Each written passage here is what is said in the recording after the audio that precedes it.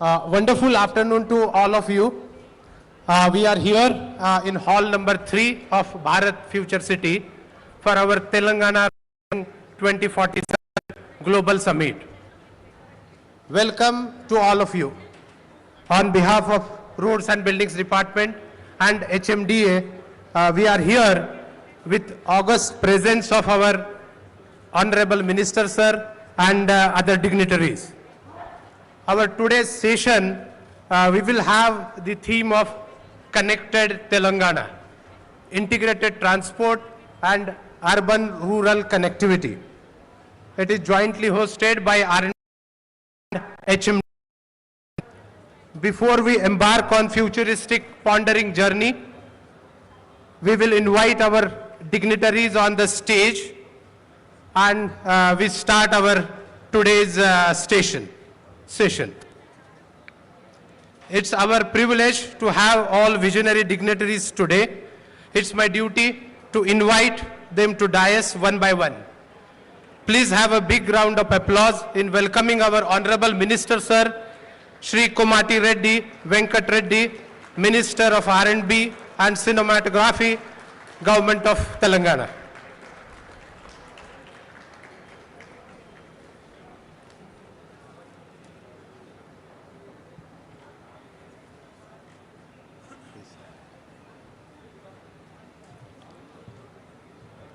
While Honorable Minister Sir has kindly graced the dais, I would like to request Engineering Chief Sir, J. Mohan Nayak Sir, to greet Minister Sir by giving a flower bouquet.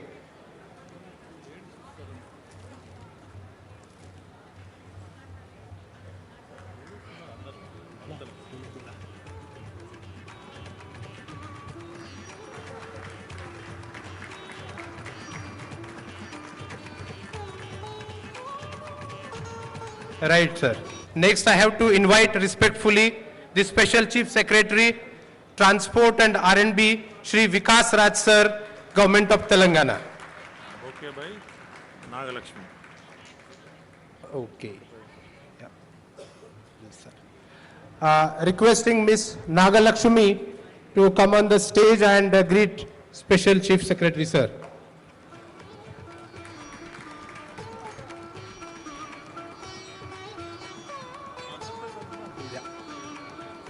Next, I have to invite our dignitary, Shri Sarparaj Ahmed Sir, MC HMDA.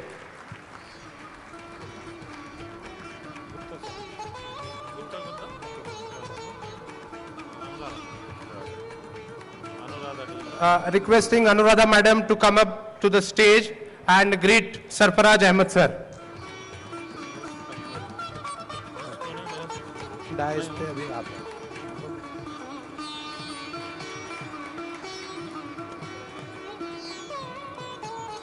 Now this is time to invite our Engineering Chief Sir, Shri J. Mohan Nayak Sir, R&B Government of Telangana.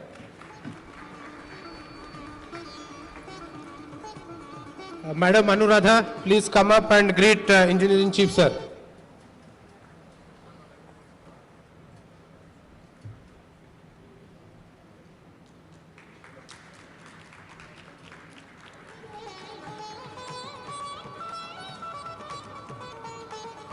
Next, we have for today's panel discussion a learned moderator, requesting Professor Dr. Sanjay Gupta from School of Planning and Architecture, Delhi, to please come on the dais and complete the dignitaries list.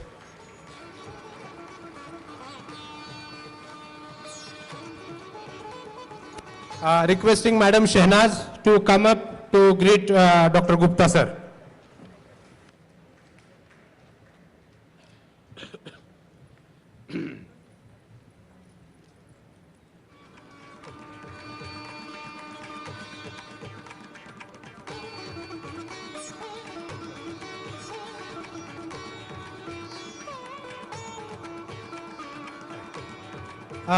Right, sir. Now we have all our dignitaries on dais, and it's time to begin our today's session.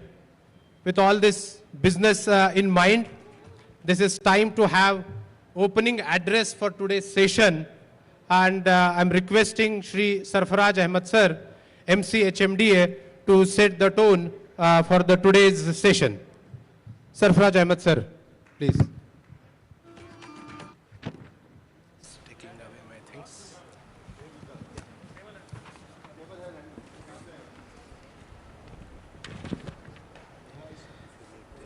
Honorable Minister, Roads and Buildings, Shri Komatreddy Venkatreddy Garu, respected Special Chief Secretary, Transport, Roads and Buildings, Shri Vikas Raj Sir, Engineering Chief, R&B, Shri Mohan Naik Sahab, distinguished panel members and guests and colleagues.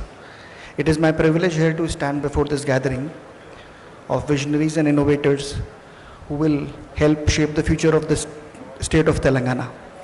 Today, as we reflect on our aspirations for the Telangana Rising Vision 2047, we are not merely discussing infrastructure. We are defining the pathways that will carry our people, our economy, and the collective ambitions of growth into a new era of growth. Hyderabad's, it is pertinent for me to mention that Hyderabad's story over the last decade has been nothing short of remarkable.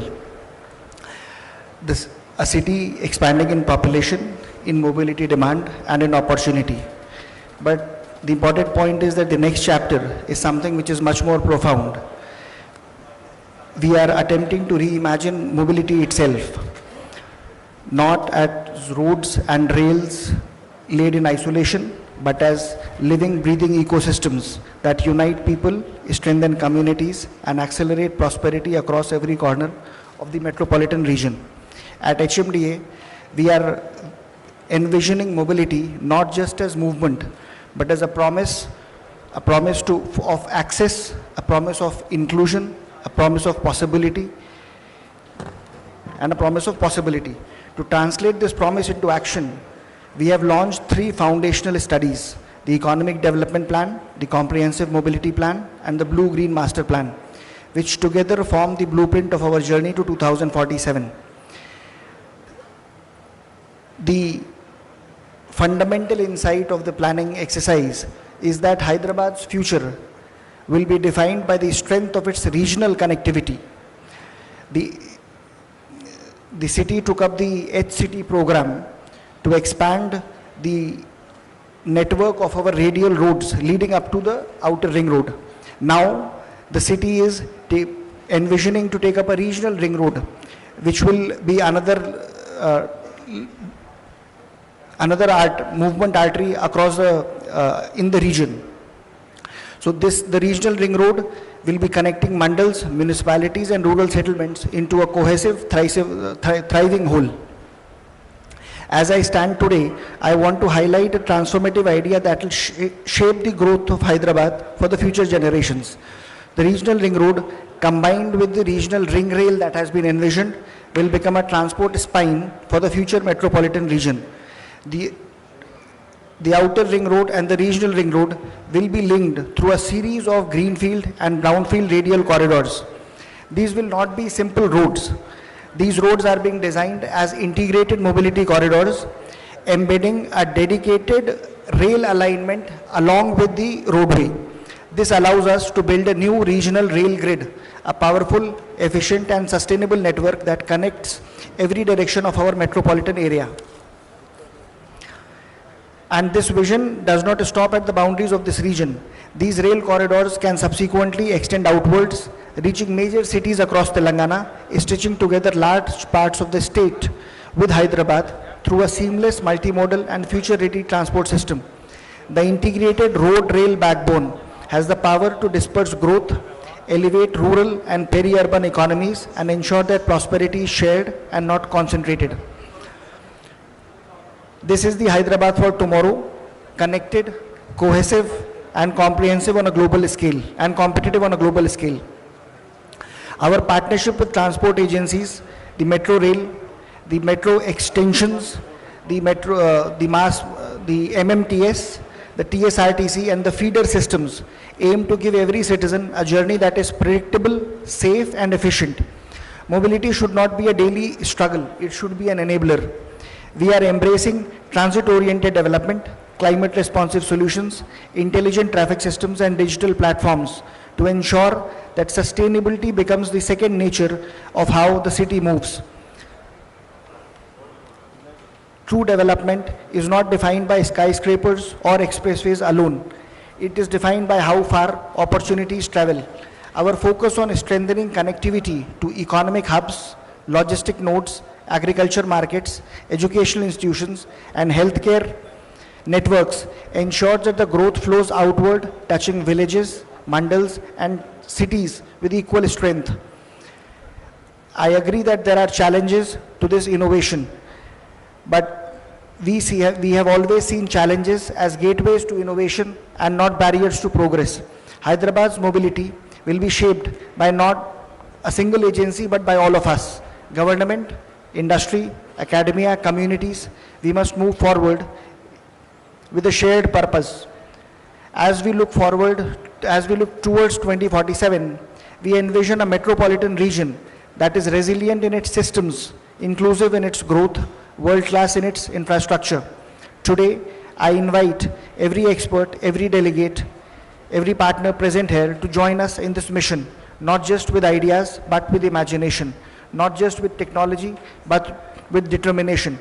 Let us combine our strengths, our insights, and our aspirations to build a mobility ecosystem that becomes a model for the nation. Together, let us create a connected Telangana that moves confidently towards the future and carries every citizen forward with it. Thank you.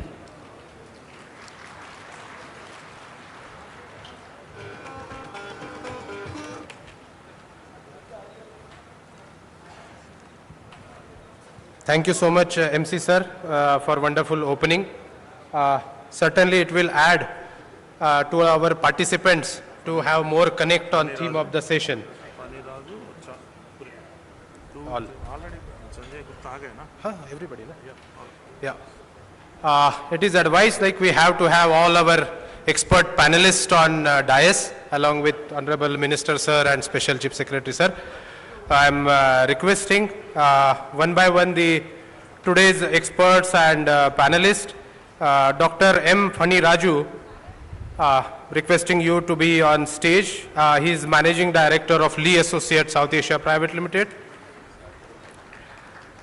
We have Dr. Manoranjan Parida. Somehow he was not able to make it because of airline crisis, but he is available online. We will connect with sir. Next we have Mr.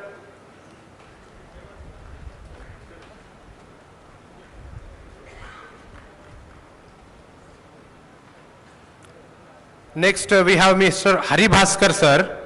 He is coming from Asian Infrastructure Investment Bank, headquartered in China, and sir has kindly reached us from his office in Abu Dhabi. Hari Bhaskar sir, please.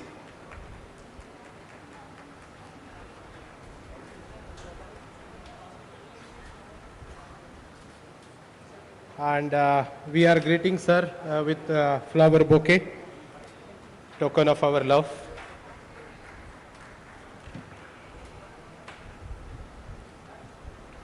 Next, quickly, I have to invite another expert, Mr. Rahul Gupta, who is Additional DG at MORTH and Secretary General of Indian Roads Congress. Rahul Gupta, sir, please.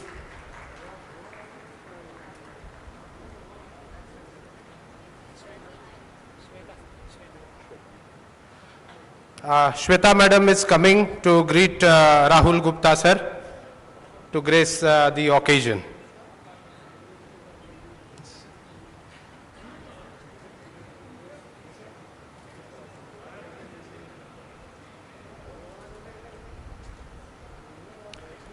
Our next expert panelist is Mr. Chetan Patel, who is CEO of Texture from Ahmedabad, Gujarat.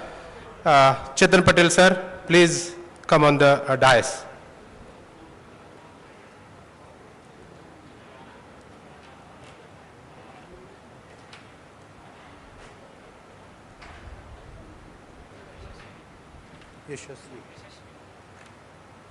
Yashaswini Madam will greet Mr. Chetan Patel.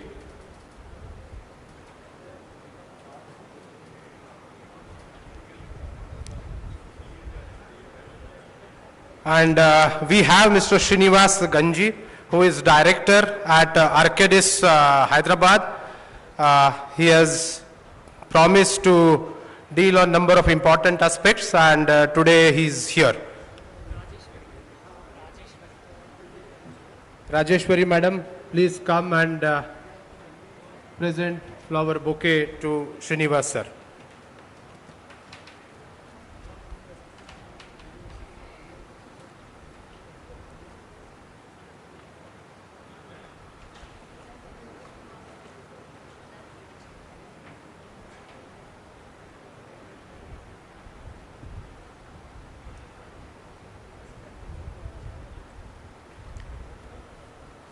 Right, sir. We will proceed with our agenda.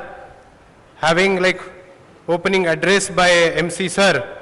Now this end is happy to call upon Shri Vikas Raj sir, Special Chief Secretary Transport and R&BD, Government of Telangana, to have his inaugural address. Vikas Raj sir, please.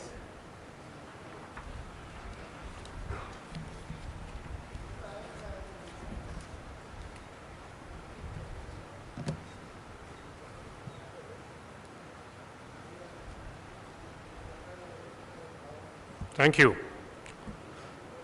Can I have the PPT? That's the PPT, all right. A very good morning. I think it's afternoon. Very good afternoon to all of you. I'll just give a brief presentation on what's already happening in the state. Of course, Honorable Minister Sir is there. He will be telling you about the vision of the state. Very few minutes back, about half an hour back, the road policy of the state was unveiled by the Honorable CM and the Honorable Minister. So of course we will be giving a copy of that to you also. So this is a brief map of what is exactly that we are planning, what exactly the state looks like presently. So of course the Hyderabad, as you know, is basically where most of the GDP is generated. But of course, our idea is basically to the extent possible, expand it so that the urban-rural divide is bridged to a large extent.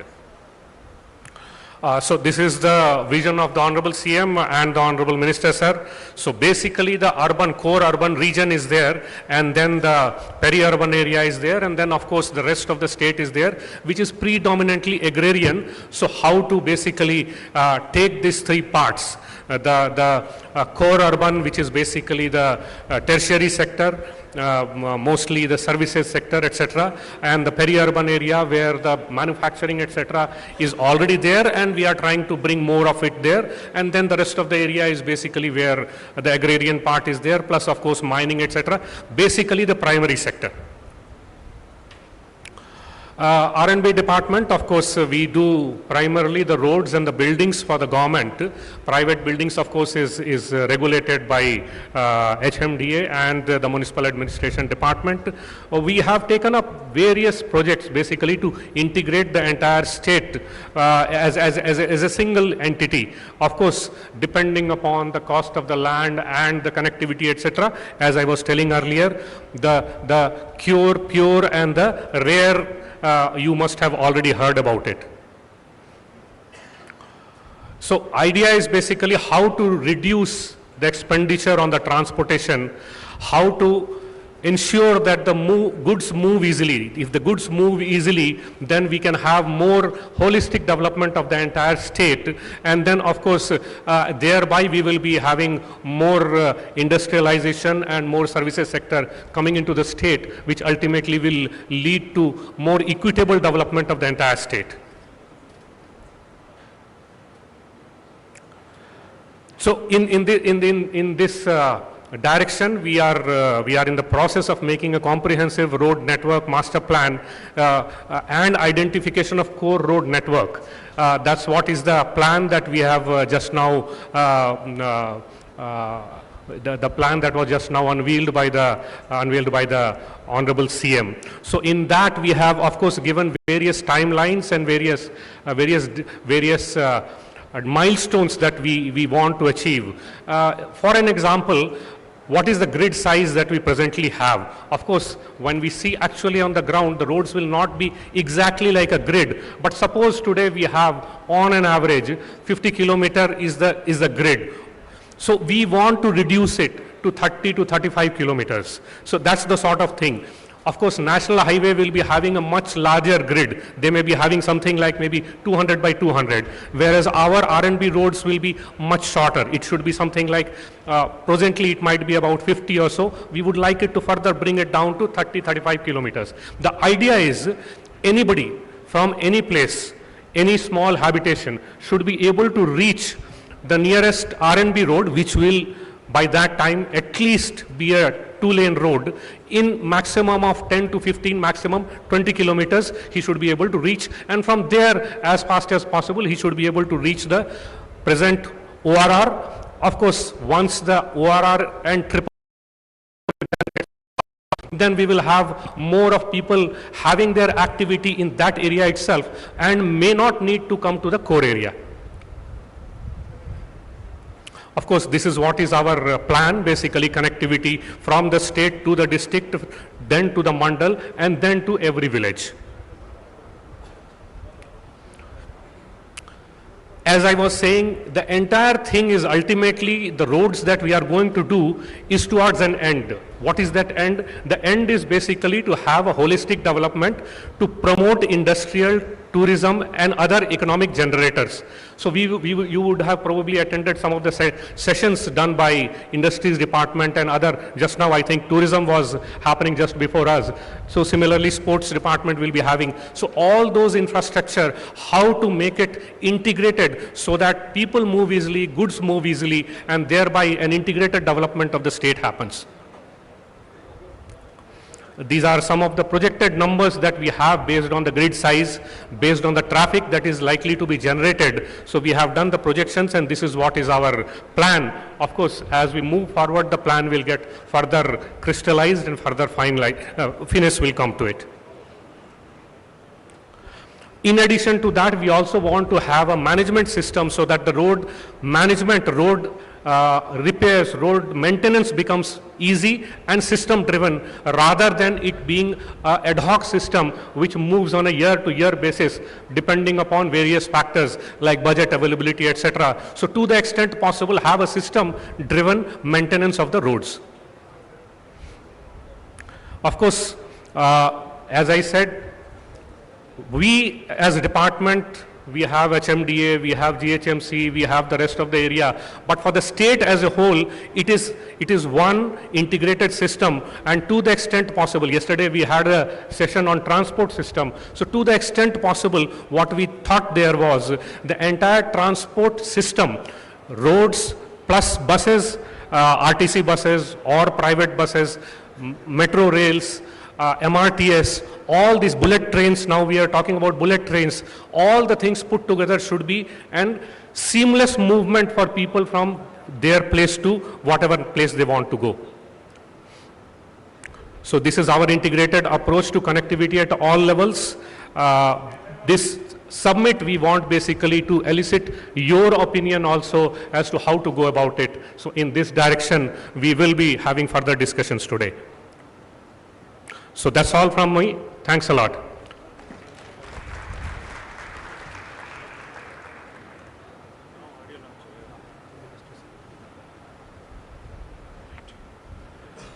Thank you so much, sir, for taking all the audience through precise presentation and reach out for further actions by panelists and participants. Sir, today this is really a privileged moment for all of us. We are witnessing now key release of one futuristic document. I'm happy to announce today Honorable Chief Minister, in presence of Honorable Minister sir and Special Secretary, Chief Secretary sir, new policy for road sector is launched. Now Honorable Minister sir will launch our audio visual presentation by RNBD on this very occasion.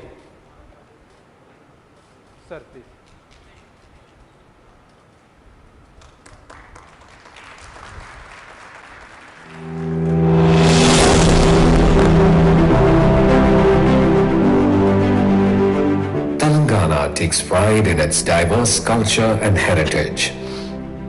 With a geographical span of 1,12,070 square kilometers and an economy, GSDP, valued at rupees 18 lakh crore, Telangana is rapidly emerging the economic powerhouse of South India. R&B believes connectivity is fundamental for state's economic progress. Under the dynamic and visionary leadership of Honorable Chief Minister Shri A. Revant Reddy and with the able guidance of Honorable Minister Shri Komati Reddy Venkat Reddy, R&B department is transforming the state's road infrastructure by laying the foundation for the state's growth with the ambitious vision for 2034 and 2047 as envisioned by the government. Road infrastructure works worth rupees 1,03,500 crore covering 17,000 kilometers are currently underway across Telangana to transform the state's road network and embarked on many major projects. A 6-lane elevated corridor on NH 163 at Uppal is under speedy implementation under the current leadership with construction advancing rapidly. Telangana state holds Medaram Jatara as the state festival as over 1.5 crore pilgrims seek the darshan of Sri Sammaka Saralamma during Jatara. Recognizing its immense cultural and spiritual importance, the Honorable Chief Minister has prioritized the temple's redevelopment and rejuvenation, along with the improvement of connecting roads with an investment of rupees 250 crore. These efforts aim to elevate the Jatara into a world-class tribal heritage and pilgrimage center. Building on past initiatives in healthcare infrastructure, the government has accelerated execution across the state. A 23-story Warangal super specialty hospital with 2,000 beds and 34 departments is under implementation with an investment of rupees 1,371 crore. 3 1,000-bed TIMS hospitals at Alwal, Sanat Nagar and LB Nagar are being built with over rupees 2,900 crore and the 14-story 2,020-bed NIMS extension. The government has also fast-tracked the rupees 2,700 crore upgrade of Osmania General Hospital, featuring a new 12-story 2,000-bed facility. Together, these landmark projects are not just hospitals. They represent accessible health care for its citizens. The new High Court building complex at Rajendra Nagar is being built at a cost of rupees 2,583 crore, reflecting the state's commitment to justice and good governance. Designed as a world-class judicial facility to ensure efficient delivery of justice. Some of the major flagship projects contemplated by the state include HAM. Under innovative road financing, the government has taken up roads extending over a length of 12,000 kilometers under HAM to address several issues of legacy of neglect. Regional Ring Road of 362 kilometers is a game changer for seamless connectivity of Hyderabad's periphery, which has gained momentum in implementation recently. Radial roads are taken up for implementation for enhancing mobility and connectivity, and these include 41.5 kilometers of Ratan Tata Road and 81 kilometers of other radial roads. The state is partnering in development of expressways.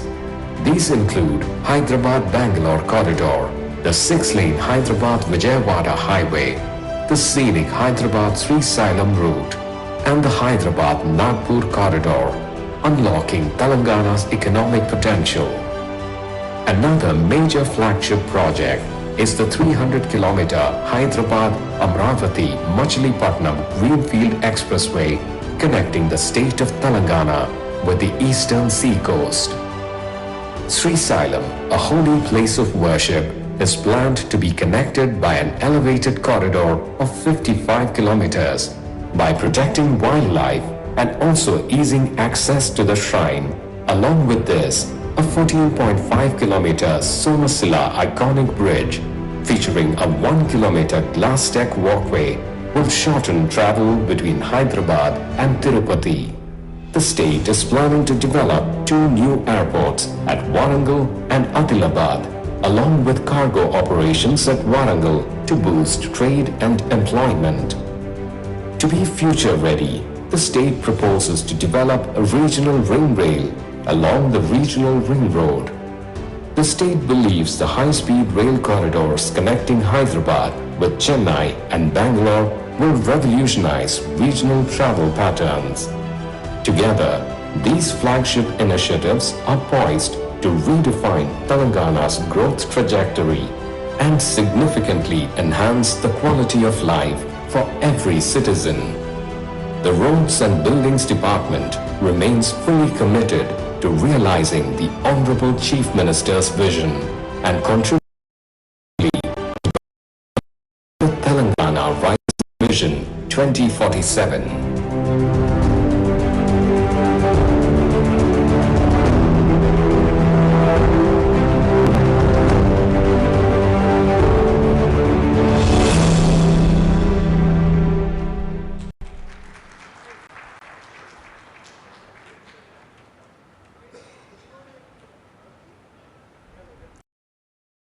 Thank you, Honorable Minister, sir. With launch of this R&BD's Reach Out, the way things are seen for the future. Now we have this wonderful beginning of today's session, brainstorming, with opening address by MC sir and inaugural presentation by Special Chief Secretary sir.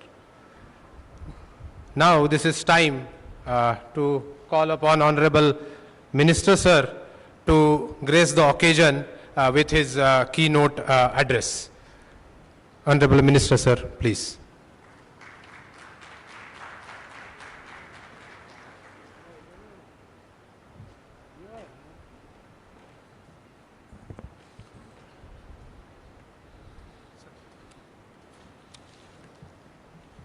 ముందుగా అందరికీ నమస్తే తెలియజేసుకుంటూ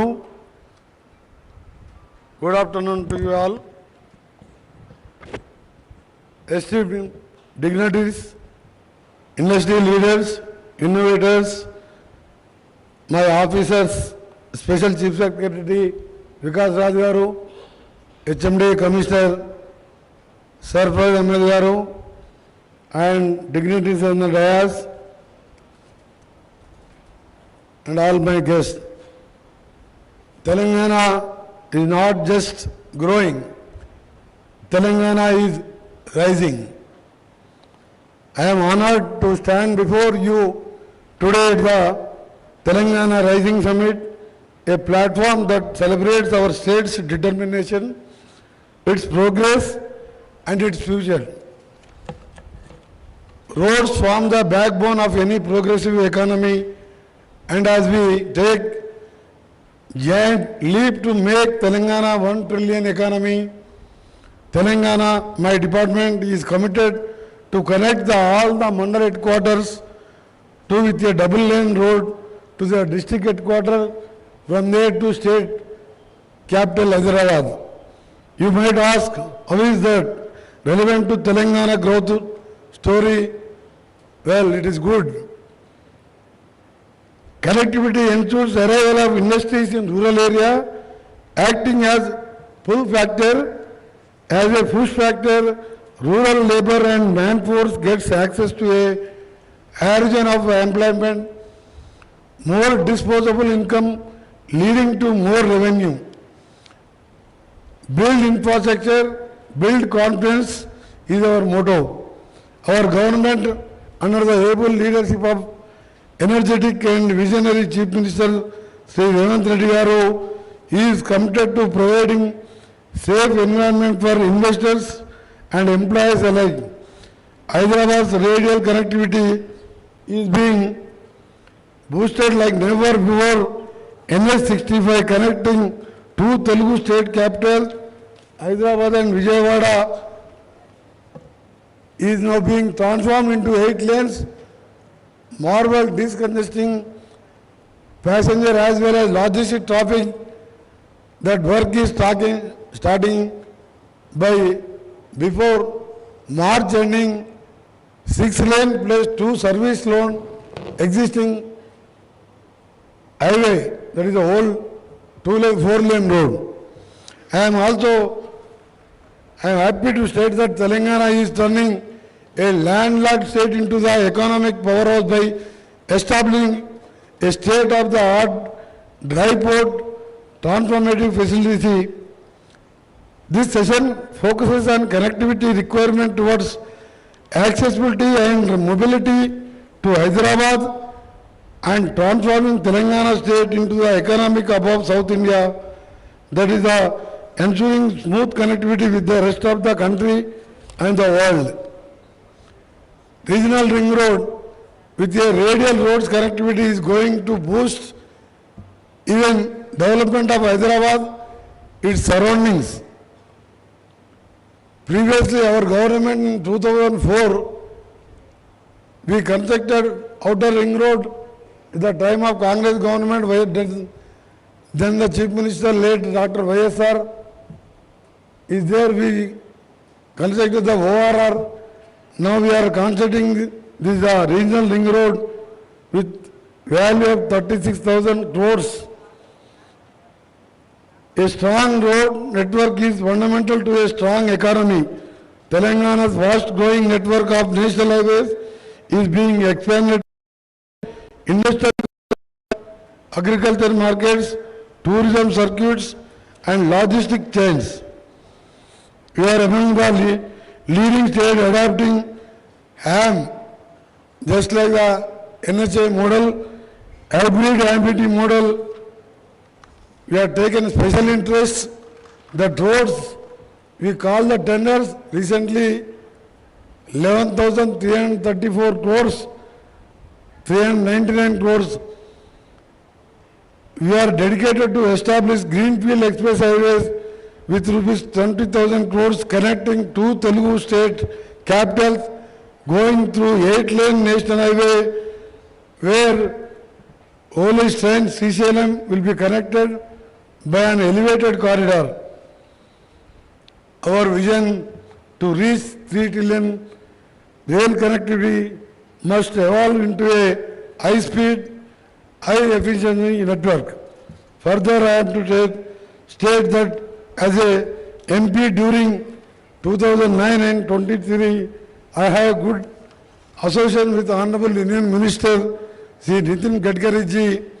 I requested for holding the next IRC annual session at Hyderabad. The IRC, with concurrence of Honorable Minister Gadkari ji, agreed to hold IRC at Hyderabad. This is a good news for our Hyderabad, Telangana state. When he held the meeting in 2016, he sanctioned additional 12,000 crores of rupees nationalized at that conference. So lot of states with competition, but I requested Gadkari ji, he accepted, is coming to Telangana, holding a meeting, and we are expecting more roads, converting state roads to national highway roads. Telangana is therefore prioritizing dedicated ride corridors for freight and industry, upgradation of major stations into international standard terminals, expansion of suburban intra-state connectivity, high-speed rail and bullet train projects. Looking ahead, Telangana is working towards establishing a high-speed rail corridor, boosting connectivity to metros and industrial hubs. A bullet rail line which will redefine fast, clean, modern transportation for future generations. Our goal is to make Telangana premier aviation hub of India, capable of handling international logistics, tourism and business travel. Similarly, we are developing many mega hospitals to give free health care of world standard to every citizen through TIMS. Telangana role model is not neighbor states, but our role model are China, Japan, Germany, South Korea and Singapore. We all know roads, rails, airways, transport are fundamental for mobility needs. Therefore, I sincerely seek active participation of all of you. Towards this, I request Professor Sanjay Gupta ji to conduct the panel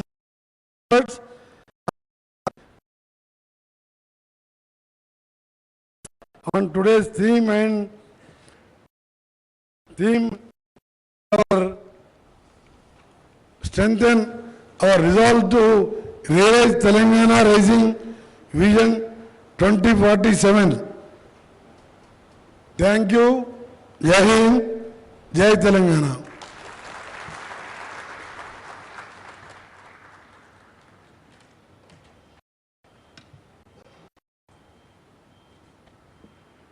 Thank you so much, Honorable Minister Sir, for giving overall perspective and giving many pointers for our experts to ponder during panel discussion.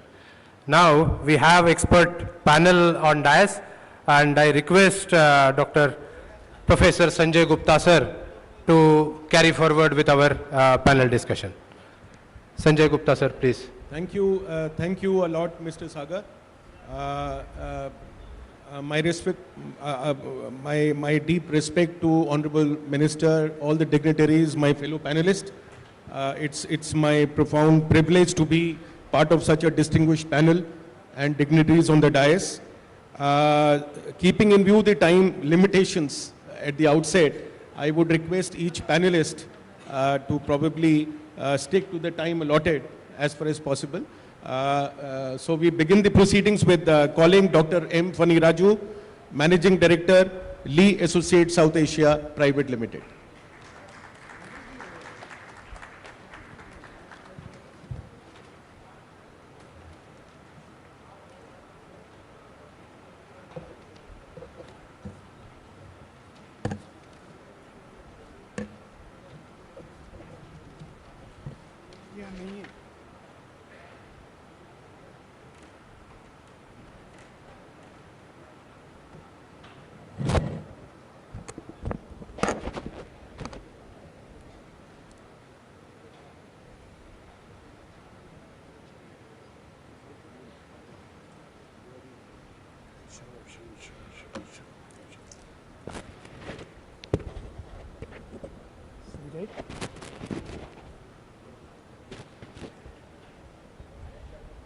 Thank you, Sagar, and thank you, Professor Sanjay Gupta. Respected Honorable R&B Minister, sir, respected Chief Secretary, sir, respected Special Chief Secretary, sir, respected Metropolitan Commissioner, sir, respected Professor Sanjay Gupta, respected Engineering Chief and fellow panelists on the dais, dignitaries, invitees and participants. I am honored to be here, and I sincerely thank RNBD and HMDA for giving these particular opportunities. Ladies and gentlemen, I take this opportunity to share some of the work that's being done by Lee with respect to mobility and also with respect to the transportation plans that are being under preparation at a state level, particularly on the road development needs. Through this talk, our effort is to help you to appreciate the kind of demand that exists and also the kind of requirements that would be there at urban as well as at the rural connectivity.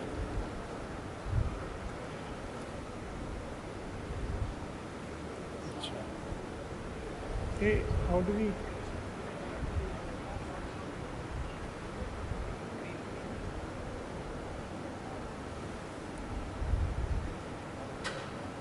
working.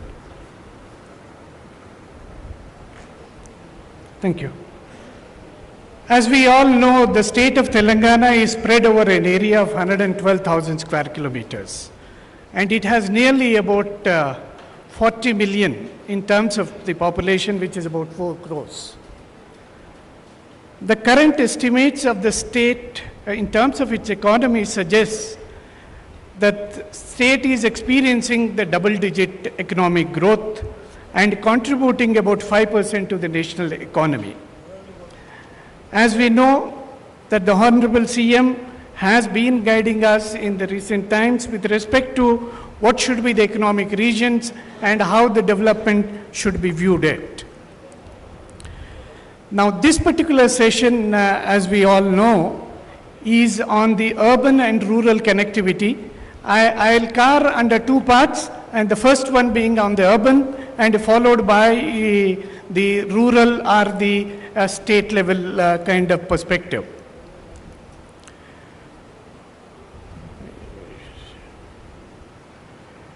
The city of Hyderabad has been experiencing tremendous growth over a period of time. And it is growing, and it has been one of the vibrant cities of our state and in the nation. And the spatial growth, as you would see in the city, has been very rapid, and particularly the corporation area has been growing very rapidly, and followed by the densification that is taking place in the rest of the urban part of the city.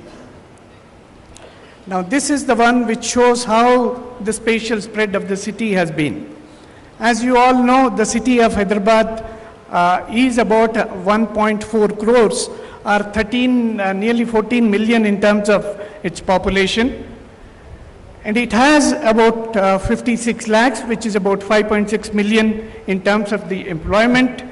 And the number of registered vehicles in the city are 92 lakhs. Now, the reason why I am pointing out these numbers are, it is these numbers which dictate what could be the potential travel demand in the place. In terms of the supply, the city has about 69 kilometers of metro system now. It has about the major roads of nearly 6,000 kilometers, and in terms of the lane kilometers, they are about 15,000. Overall, about 1.53 crores in terms of the demand is what is being generated in the city, with a per capita trip rate of about 1.1. Now, what this particular picture shows to you is how the city is experiencing in terms of the interactions.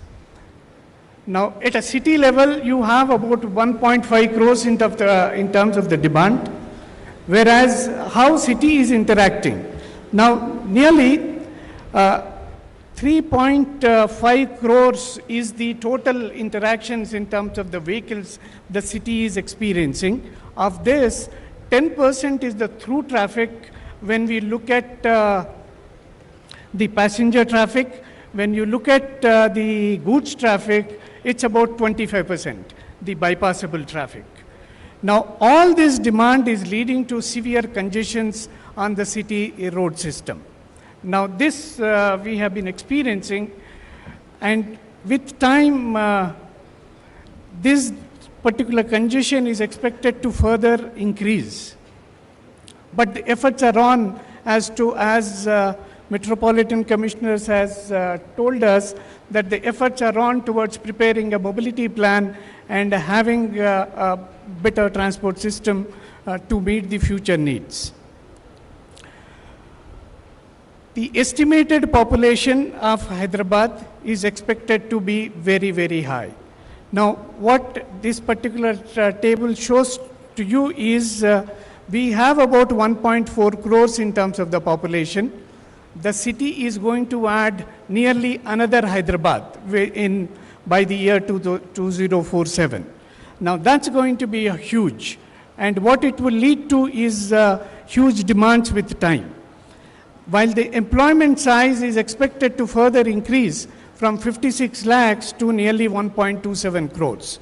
So what we are seeing is the population is doubling, the employment is more than doubling, and the trip rates are going to increase by at least 20% or so. All this would lead to significant increase in the. And most importantly, as you see here, the private vehicle growth is expected to grow much faster even than the population.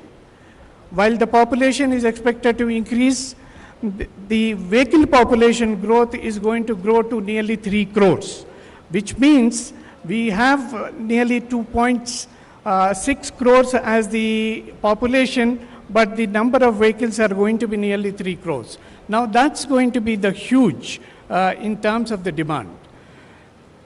Now these numbers, when we look at how they will translate into the travel demand, it's going to be about 3.6 crores population, the passenger trips per day are going to be generated. Now the 2.6 crore population will generate about 3.6 crores person trips, and they have to be met. Now, if we don't do anything in terms of our transportation system and the planning, what it could lead to is the current 28 kilometer speed on the network is going to get dropped to about 22 kilometers.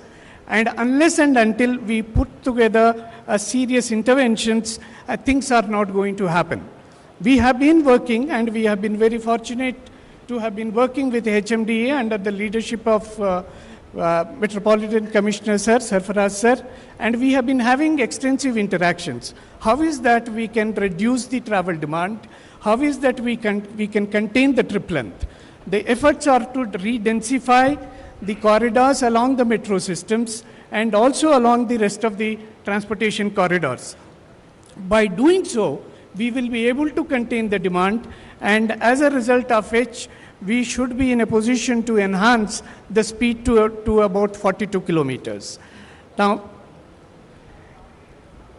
one is the part of the internal travel demand. The other one is the external travel demand. If we see, it's going to be, again, as I said, it's going to increase in leaps and bounds. And all this would require a transportation system which is of multimodal in nature, cutting across several modes, and this is what you would see. We require about over additional 333 kilometers of metro system from current 69, which means city will require to have about 400 kilometers of metro system. City also requires an exclusive bus rapid transit system of nearly 220 plus kilometers, and we require exclusive bus lanes. What we mean to say, exclusive bus lane is we should give priority to the public transport system of nearly 320 kilometers. In addition to this, as Metropolitan Commissioner has indicated, the multimode, the MMTS system which is there in the city requires further significant enhancement. In addition to this, the public transport routes and their rationalizations are required to be done, and also the hierarchical road system we need to bring in place. In addition, several elements of other multimodal transportation plan include putting together the terminal facilities, logistic hubs, and number of such things. Now what you see here is how the metro is going to be with time, and also the MMTS as well as the road network and the terminals at this number of locations.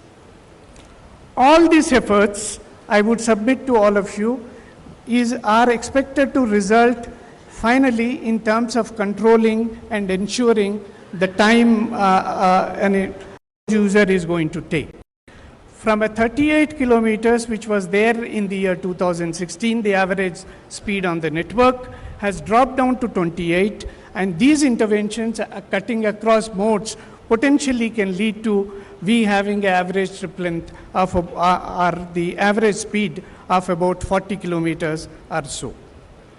Now this is at a urban level, that is metropolitan area level, and when we get into the rural setting and how the situation is likely to be. And the state, as you know, has an extensive network of the road system of nearly about 34,000 kilometers, and with nearly 50,000 lane kilometers in terms of the supply. I don't know. One very important thing which all of us should certainly note is the level of the growth of motorized vehicles at a state level. We are going to add about 1 crore, about 10 million additional new vehicles in the, it is what has happened in the last 10-15 years. That's about 1 crore new vehicles got added. And all this has led to the kind of desire and the travel that you see here. What I want to inform you is over 1 crore regional trips are getting generated of the passengers. Nearly 21 lakh goods trips are moving on the state road system. And all this leads to the having the kind of travel time contours something like this. What you see here is how far that one can travel with the current kind of transport system within 2 hours of travel. And what it would mean is we will take about 2 hours 30 minutes or so, 2 hours 10 minutes to Nalgonda currently.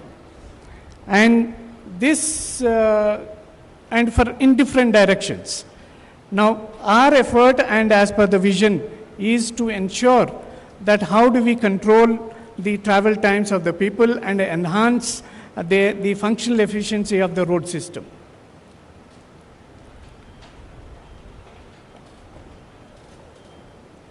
We know the state is likely to be in the between 5.5 to nearly 6 crores in terms of population over a period of time.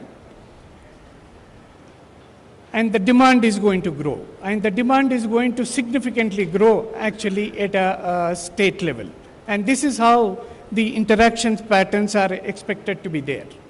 And all these interaction patterns are going to lead to the current travel times, as we can see on the network systems, are going to shrink.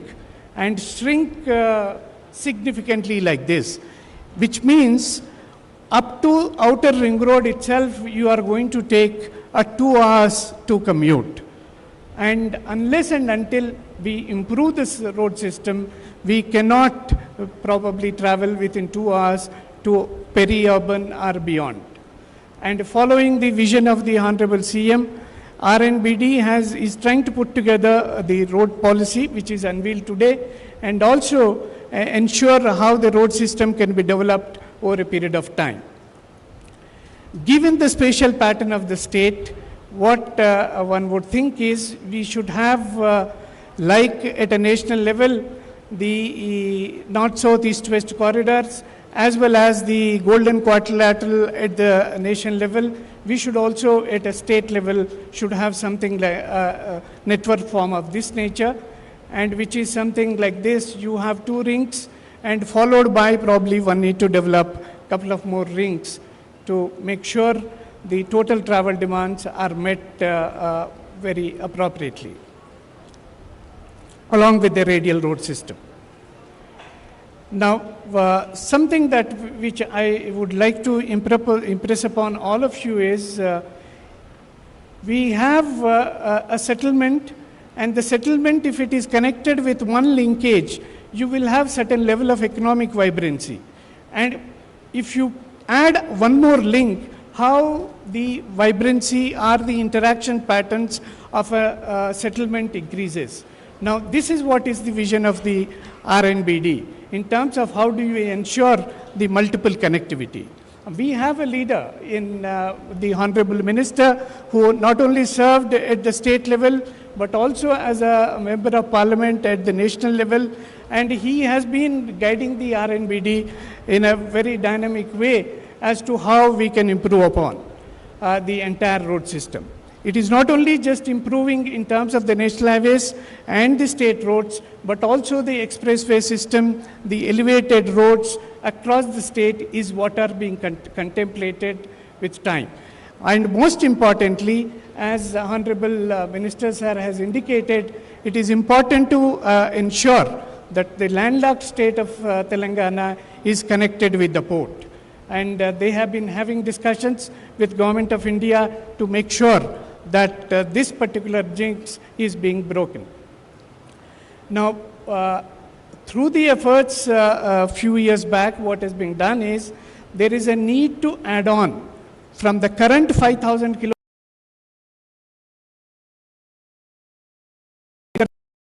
to nearly 2,000 at minimum. And also the state roads will require to be added by additional nearly 3,000 kilometers. So in addition to that, the department is contemplating to make sure how our road development program is being put together. And this is similar to the kind of NHDP that's there at a national level. The rings, the north, south, east, west, as well as the corridors which it requires. In addition, the regional rapid transit system is contemplated, that is required to be developed.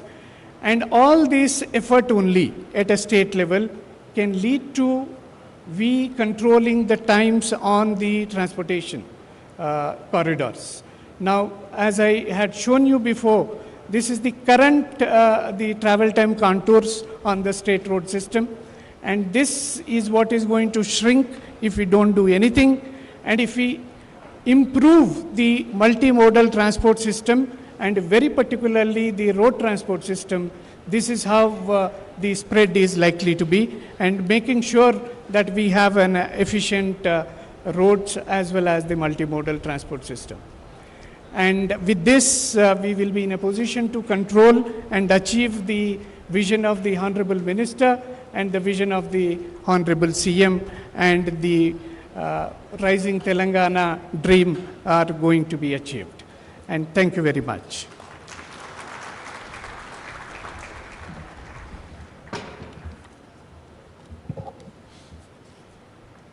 Thank you, Dr. Raju.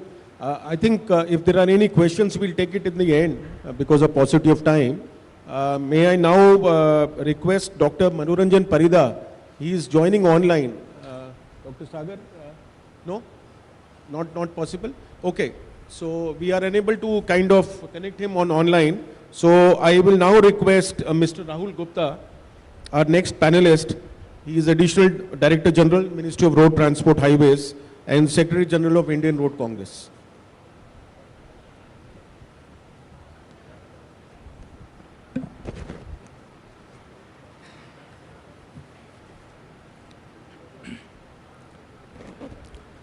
Good afternoon, everyone. Honorable Minister, R&B, Government of Telangana, esteemed dignitaries, distinguished guests, learned fellow infrastructure visionaries, delegates, ladies and gentlemen. I am here today not merely as an administrator of road standards, but as a messenger of a transformative possibility. Indian Road Congress, popularly known as IRC, understood that infrastructure is not merely construction by bitumen, concrete and steel. It is the muscle connecting opportunity to those who have been historically distant from it. I will take you through how design and construction technology can be the critical nexus that transform Tenagla's vision from aspiration into live reality for every citizen, whether they reside in the vibrant heart of Hyderabad or in the villages of rural Telangana. As explained by Mr. Vikas Raj, Special Chief Secretary, in his presentation, the Government of Telangana has committed extraordinary resources for infrastructure development in the state. It is an acknowledgement that genuine development requires intentional bidirectional flow of capital, flow of knowledge, and flow of opportunity across the rural-urban continuum. Yet I must speak candidly. money alone does not transform infrastructure. Timely execution, quality, and intelligent deployment of technology determine whether the roads become catalysts for equity or monuments of. This is where the design and construction technologies play a crucial role. Just I move forward, I will just take a few minutes to explain about IRC. What IRC is? The Indian Road Congress was founded 91 years ago, and tomorrow we will be celebrating its 91st anniversary. And it was founded with a singular vision to advance the science and practice of road development, ensuring uniformity in design and construction practices across the nation. Till date, we have published 275 standards, specifications, code of practice, and manuals covering every critical dimension of road, bridges, tunnels, traffic management, and safety engineering. Since its inception, IRC has become a catalyst for systemic transformation. We convene engineers and policymakers. We standardize practice. We disseminate knowledge. Today, IRC is not merely a repository of technical standards, but it serves as an architect of advanced. Its codes and standards forms the backbone of all road sector contracts issued by all the road development agencies in the country.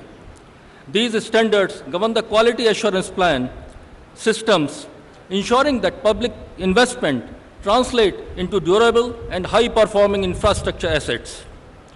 We will be showcasing all these aspects during the annual session of Indian Road Congress in the month of November next year, which will be held under the leadership or the presidency of Mr. Mohan Naik, the Engineer-in-Chief of R&B Department in Hyderabad. And all the delegates and dignitaries present here are heartily invited to join us during the session. A sobering lesson we have learned from our national experiences is that project failures rarely stems from flawed designs. They stem from deficiencies in the implementation, from poor construction quality, from absence of detailed method statements, from a culture that treats execution as secondary to the design. Here is what I wish to emphasize.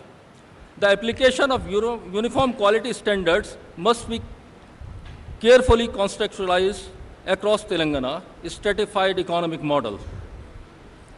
A high-volume highway code appropriate for pure corridors may prove impractical for low-volume rural roads. But this does not mean that accepting lower quality standards in the rural roads. Rather, we must develop what I call a simplified digital standards. Standards that are absolutely non-negotiable on quality outcomes, on material adherence, on structural integrity, and on durability, but that offers flexibility in implementation complexity. The realization of rural-urban integration demands a foundational shift, a transition from intuition-based analog workflows to data-driven digital intelligence, ensuring parity in planning and maintenance capabilities across the stratified economic zones. In context of Telangana, imagine a scenario. A standardized precast rural bridge in Adilabad district can be virtually monitored by urban planners and engineers based in Hyderabad. Structural health can be accessed remotely. Failures can be predicted. Maintenance operations can be optimized. The physical distance gap that has historically meant that rural infrastructure receives less sophisticated management stands erased through technology. Artificial intelligence amplifies this transformation. AI is projected to boost construction productivity by up to 20%. significantly reducing delays and cost overruns. But beyond productivity, considered AI safety applications. Integrated with digital twins, IoT sensors, and computer vision, artificial intelligence can transform roads into dynamic systems that learn and adapt, proactively identifying and addressing the root causes of road accident. That is a public health crisis that demands our urgent attention. One of the most profound shifts in how we approach infrastructure is the adoption of building information model and digital twins. These are not merely technologies, they represent a fundamental reimagining of how we plan, construct, and maintain our assets.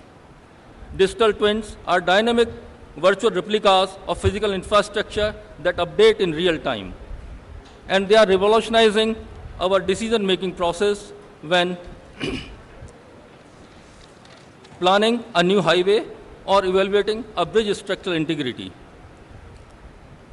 Engineers can now conduct hundreds of simulations, test scenarios, and optimize designs before a single brick is laid. This approach has demonstrated remarkable results. Energy efficiency improvements, reduction in project rework, and increased construction productivity while simultaneously reducing asset management downtime.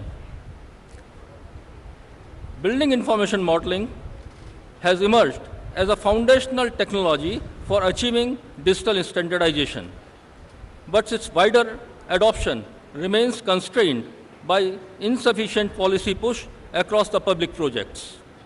Telangana has the opportunity to pioneer a uniform BIM strategy. In addition, geographic information systems provide essential spatial context for all infrastructure planning. GIS is critical for prioritizing and infrastructuring road networks. The efficiency of schemes like Pradhan Mantri Gram Sadak Yojana depends heavily on online management and monitoring and accounting system, also known as OMAS. And here is where the drone technology becomes transformative.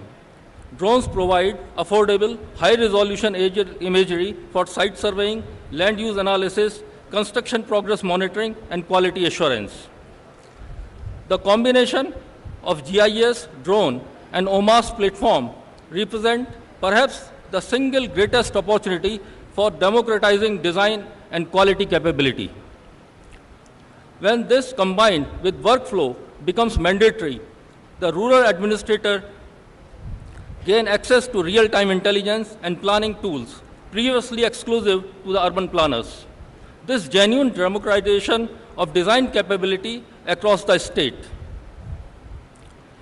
Indian Road Congress has already initiated the process of developing standards for BIM and digital twins specifically tailored to our infrastructure context, roads, bridges, and tunnels.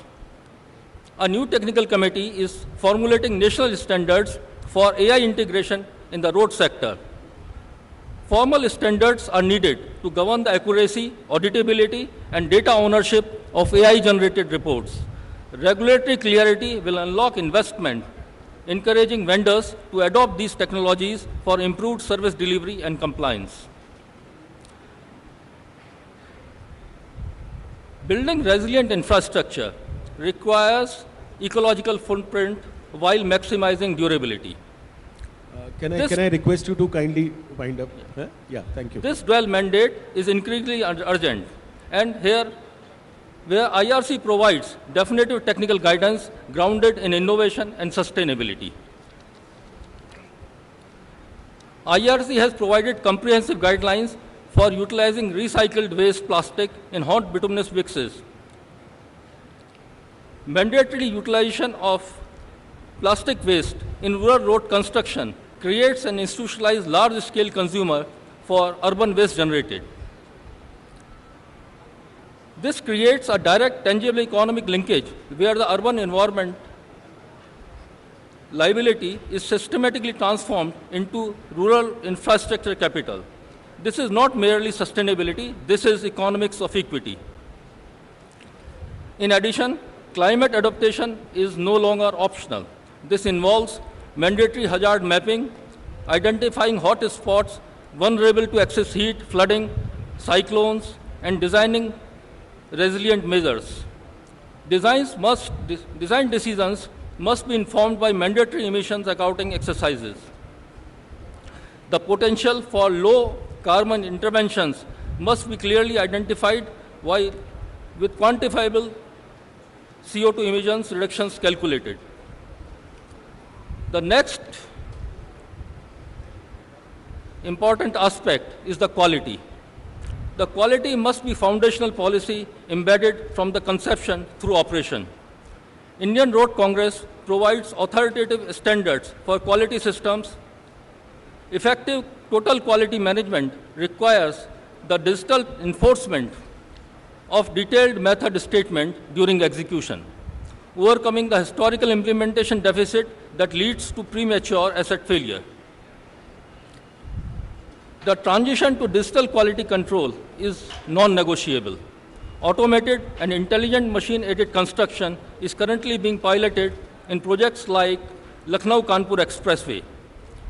Critical intelligent compaction technologies include intelligent compactors as detailed in IRC standards and provides documented proof of execution quality by logging real-time data, roller location, number of passes, speed, and most importantly, compaction meter value. Telangana must mandate the use of intelligent compactors for all pavement layers projects involving double lane. For life cycle accountability, the 5-year inbuilt maintenance clause in civil work contracts must be reinforced by mandating digital handover of assets. By transferring the digital twin baseline, complete BIM model, and documented execution quality to the maintenance authority, the state must enforce transparent accountability for long-term performance. It means that technological investment must be focused not merely on innovation, but on enforcing execution quality and guaranteeing verified construction practices in the field.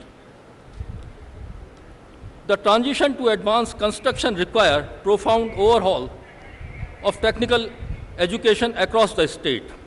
Curricula across ITIs, polytechnics, and bachelor program must be modernized to include project management, asset management, and core digital competencies. BIM modeling, drone operations, GIS mapping, and photogrammetry must be integrated not as advanced electives, but as foundational competencies across all technical training institutions. Standardizing these digital skills creates a location-flexible, high-value workforce. A technician certified in BIM or drone data process maintains equivalent economic value whether working in Hyderabad corporate tower or a Warangal district office. By investing heavily in location-flexible digital skills, the state can create a system where the youth, especially in rural areas, can participate fully in the knowledge economy without necessitating to migration to urban areas. The transformation envisioned by Telangana Rising 2047, bridging rural and urban into a single cohesive, thriving state, cannot be achieved by simply building more roads. It requires building intelligently, equitably, and sustainably. When we invest in intelligent compactors on village road, when we deploy digital twins to monitor rural bridges, when we train rural youth in drone operations and BIM modeling, we are sending a profound message. Your location will not. This is the promise of Telangana Rising 2047. And design and construction technologies is the instrument. This promise becomes a reality. Thank you very much, and Jai Hind.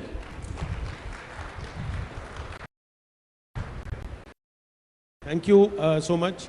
So now, may I now request Mr. Srinivas Ganji, Director, Mrs. Arcades, Hyderabad. You can probably continue.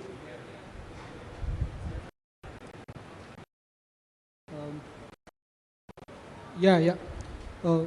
I hope I'm audible. Thank you.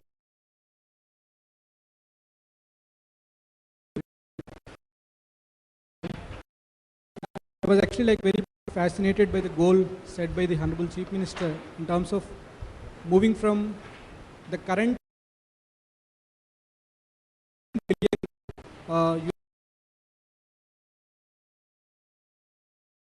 15 times the current economy, and that actually requires huge infrastructure changes, upgradations, and the new infrastructure which actually we have also seen from the other experts presented in terms of what actually has been being planned to actually reach that level.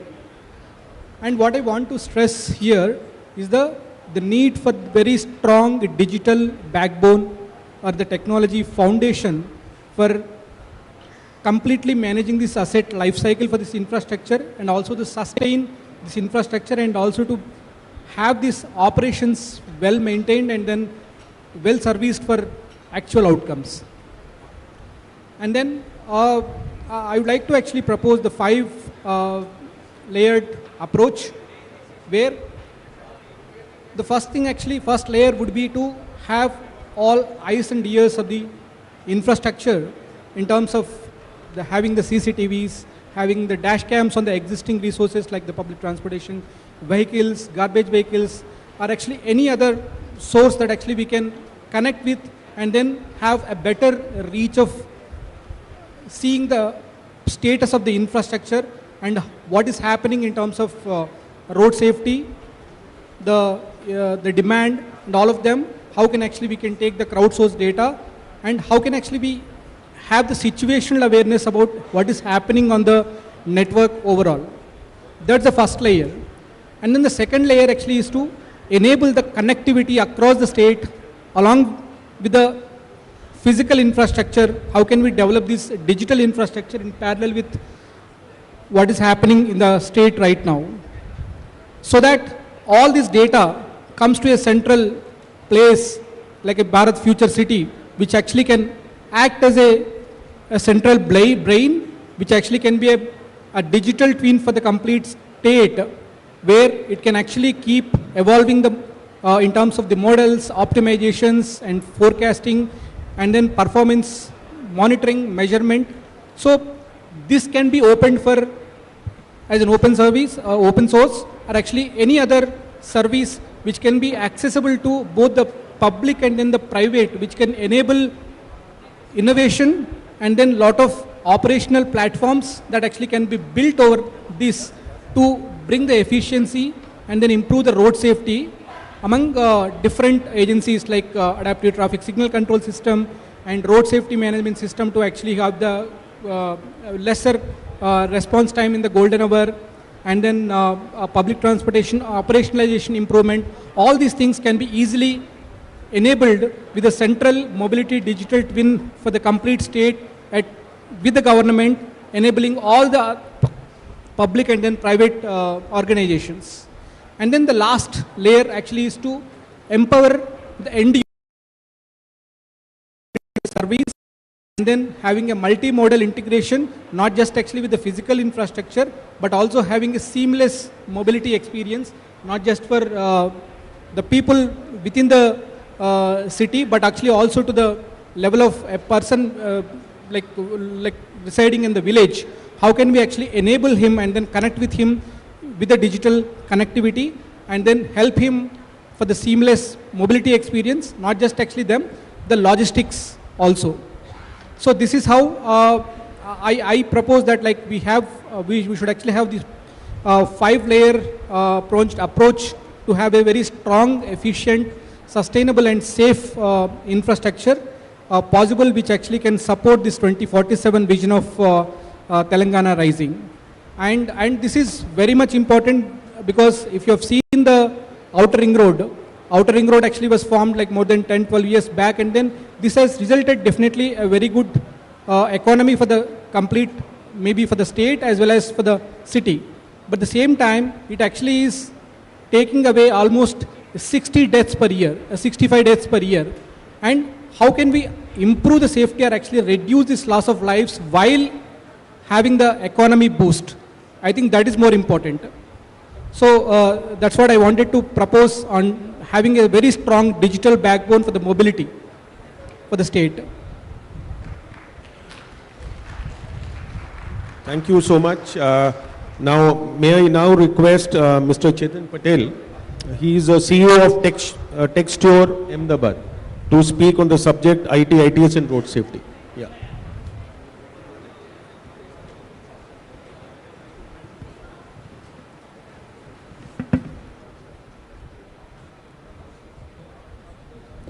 Good afternoon, Honorable Minister of Roads and Buildings Department, Telangana, Honorable Chief Secretary, Honorable Engineer in Chief,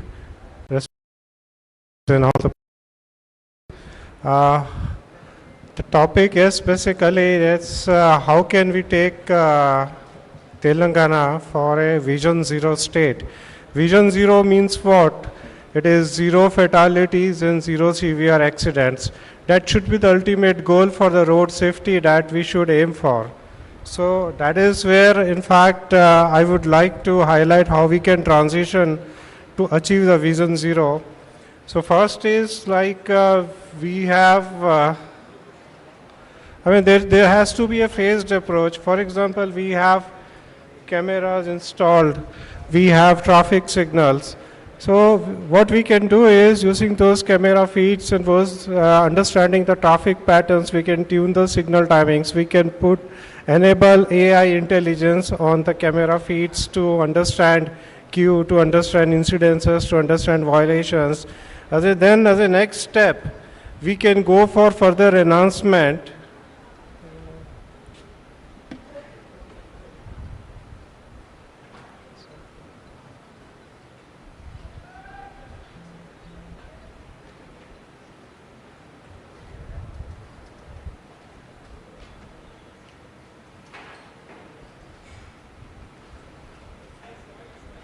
Okay, then as a next step, we can go on further enhancements, like whatever the signals we have, we can go for adaptive traffic management system. We can go for deeper analytics on the camera feeds to understand the traffic signal violators, speed violators, and based on those, we can create a predictive models to understand who can be the future people who can basically get involved into accidents. So assimilating and basically refining the data and all these things is going to be very crucial in once you have the data. Then you can basically implement ANPR, deploy incident capturing, do e-challans, integrate GIS, GPS data also. So this is basically the next phase of approach once you have implemented cameras, signals and everything. After this is basically go for an interactive based system. For example, install pedestrian crossing system. I am not sure how many of the people knows, but in most of the cities in India, the most deaths happen after, the majority of the people who die in accidents in cities are two-wheelers, and then comes the pedestrians. So safety for pedestrians is also very paramount important when you consider city traffic infrastructure. Then you should have some speed calming to control the speed of the vehicles, for something like to warn for if you are a speedy vehicle and to greet you if you are basically going with a limited speed. Then if you do parking illegally also, there has to be some sort of an interactive display based system that displays gets activated that you are parked illegally, please remove your car. So this kind of interactive based system as a next phase I suggest to go towards improvement of your ITS system. Thereafter you advance AI to data mine and basically provide predictive models to identify drivers, for example, who are driving erratically, who are not driving in a queue, who are speeding up. So those kind of those kind of vehicles are mostly going to get involved in accidents. Plan for drone using for incident management, for events where the density of the traffic is very high. I give you an example. If the drone has to be available or used, there was a massive traffic jam in MP sometime back, in some couple of months back, and a person has died of a heart attack because he could not get the medicine. So if you have something like a drone kind of a system, you can deliver basically some critical medical accessories, medical assistance to people who are stuck up in the traffic also. Then also parking plays a very important role in ITS also, because almost every one of us who live in cities, and especially big metro cities, spends over like 50 to 100 hours every year to find the parking place. So geomap your parking places, identify parking places you have, and provide them in a digital platform so that citizens who drive can easily find the parking space. So this saves the fuel as well as saves the time also. Then along with the fiber optic network, now we have 5G networks, then 6G networks will also be introduced in the coming future. So use this kind of a network-based thing also to integrate your IT equipments, integrate your road traffic equipments with the command and control center. That would be easy versus laying out fiber optic. Now, what would be the future is basically is a V2X or CV2 cellular vehicle to anything, which is where every major country is doing pilot projects, and India is also not far behind. We maybe, I think in couple of months, as MOT releases the guideline, we will be, India will be doing pilot projects on C2V, is basically connected vehicles and connected vehicles to infrastructure, road infrastructure. So this is the ultimate roadmap for right now that is envisioned across the globe to achieve Vision Zero. And this is how basically you have vehicles connected, you have this. Now we cannot leave behind the vehicles which are basically not having those kind of an instruments called onboard units, because CV2X or V2X requires a roadside unit that connects to your ITS infrastructure like signals, pedestrian signals, speed calming systems, and also there is an onboard unit gets fitted into your vehicle and gets associated with your vehicle sensors and vehicle data. So like for old vehicles, which for example, which have dashboards, so has cellular connectivity, you can basically, and not having OBU integration feasibility, you can integrate the data from basically roadside unit to cloud, and from cloud pass that data to the dashboard of the vehicle. So let's say if there is a wrong way vehicle coming in your way, the sensors will immediately inform that data to roadside unit. From there, the information goes to cloud and comes to your dashboard that there is a wrong way vehicle coming ahead. So please drive carefully. And for those vehicles which doesn't have even a dashboard, they are old vehicles, so you can have some sort of a smartphone-based facility for integration. So this is how basically you will connect all the three variants of vehicle types that exist on the road with connected technology.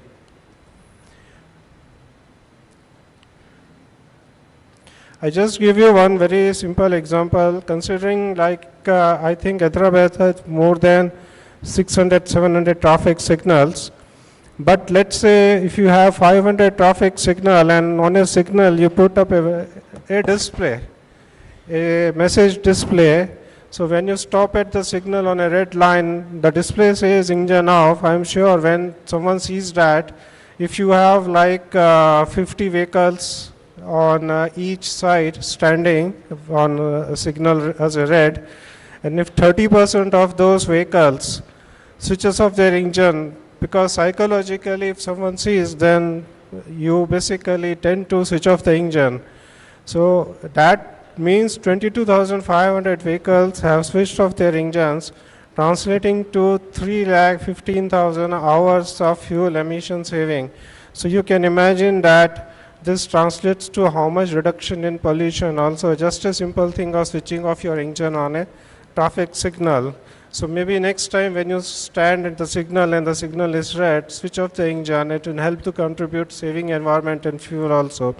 And this also means that this can be something like the fuel consumption of approximately 100,000 vehicles every day traveling in Hyderabad city. Another simple thing is basically that's a human psychology. So just slow down at junctions, so junctions which doesn't have traffic signals active, and there are junctions which does not have traffic signals, but if you tend to slow down at junctions, your chances of collision and accidents becomes very low. So next time when you travel and come near to a junction, please try to slow your vehicle. You will experience some peace and some happy thing that yes, this helps really to avoid accidents. So in fact, one of our road safety project has also been recommended. Basically, it was a World Bank assisted program, and it was such kind of project was recommended in more also road safety practices in India.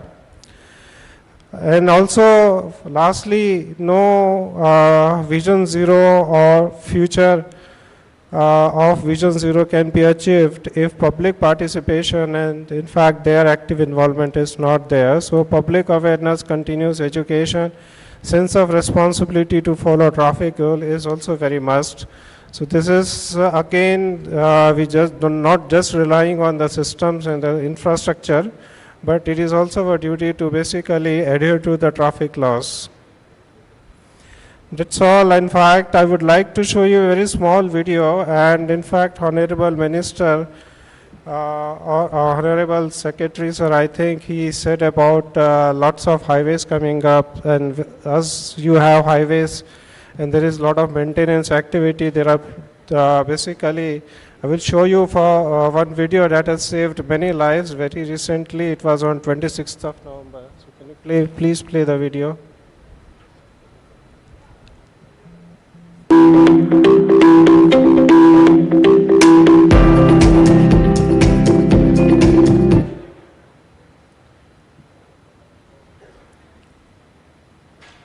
TTMA. TTMA.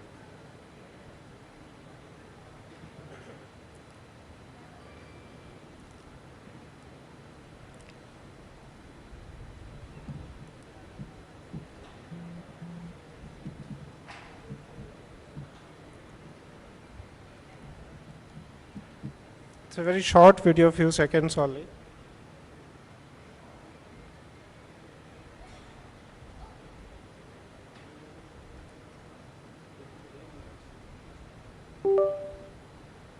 Actually, that video is not rendering, but it was basically on a national highway project on 26th of November.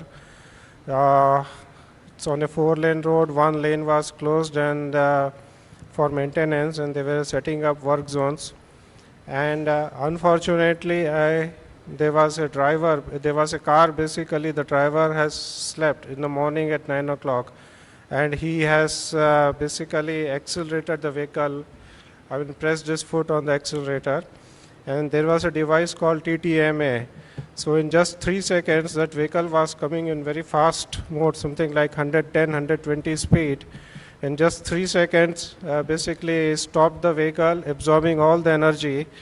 And if that equipment was not there, you could have imagined there are 48 basically people on that lane working. So if a car with speed of 110 goes over 48 people, how many fatalities can happen? So this, Mr. Patel, can we wind up now? Here, Yes. can we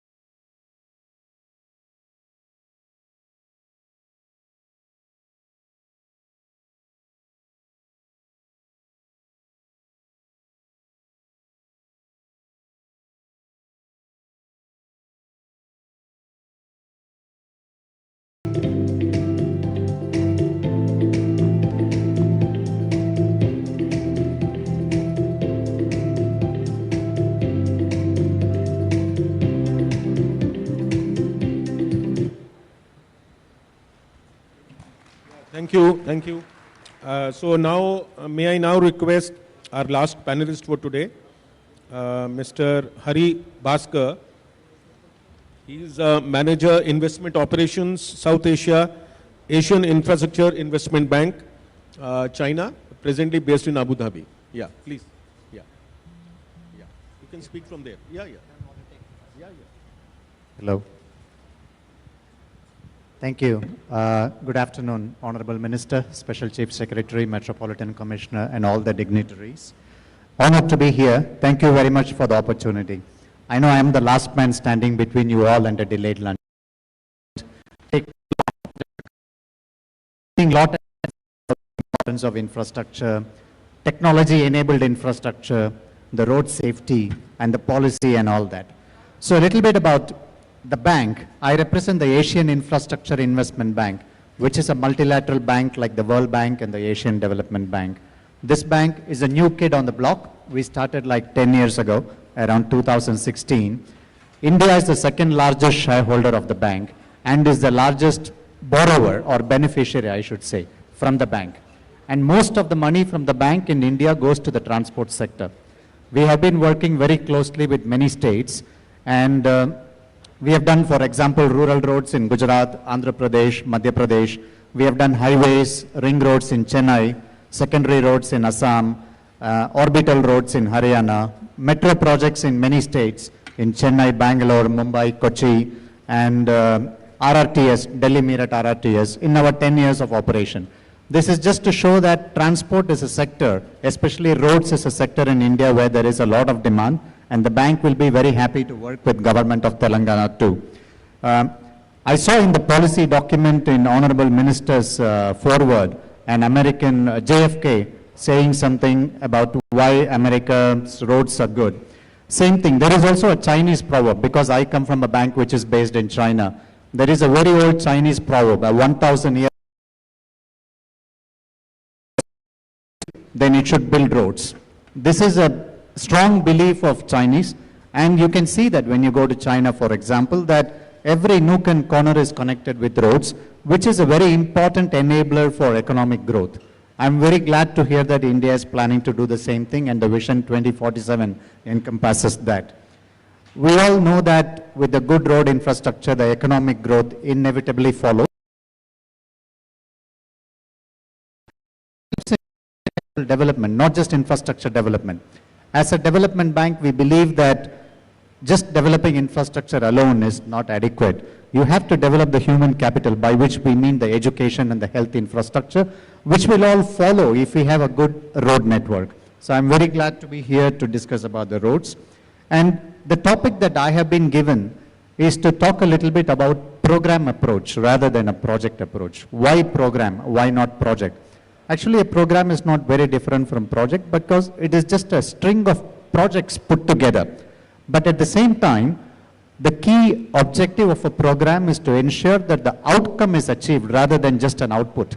In a project in which you build like 30 kilometers of roads, the output is to build just the 30 kilometers of roads. But if you have a program like, say, a Bharatmala, or if you have a program to connect highways to all the major cities in Telangana, then the outcome is to ensure connectivity, not just to build that 200, 300 kilometers of road or 1,000 kilometers of road. So it is a very outcome-driven approach, this program. That's why program approach is extremely important. And if a project, if it goes beyond a certain size, it becomes very difficult to manage. But at the same time, if it's a program which has a group of projects, then it can be managed better. You can have a program director, you can have project directors for various projects under the program, so that the program can be managed better. And I spoke about the outcome. Also, it's very important, whether we like it or not, all these assets, the road assets, are going to face the brunt of climate change. Yeah. We are not going to be able to do much for climate mitigation as a road sector, but we are going to face the consequences of the climate adaptation. Yeah. If we don't adapt, if these assets don't adapt well to the consequences of climate change, it's going to be a problem. When you do such a large road network as a program, then you can ensure that the climate resilience aspects are taken care of into the whole program. But if you do the program into 20 different projects, instead of approaching it as a program, Some projects may have some good climate resilience approach, some projects may not have it. So it's very good to ensure that if you have a program, all the climate resilience aspects are built into the design so that it can stand the test of time. So I can keep talking about why a program approach is much better, but these are some of the aspects why program approach is better. And also at the end of the day, you will have to assess the impact of the program or the project that you have done. When we do it as a program, it gives you a holistic approach. It enables us to assess the impact or to evaluate the impact of the program.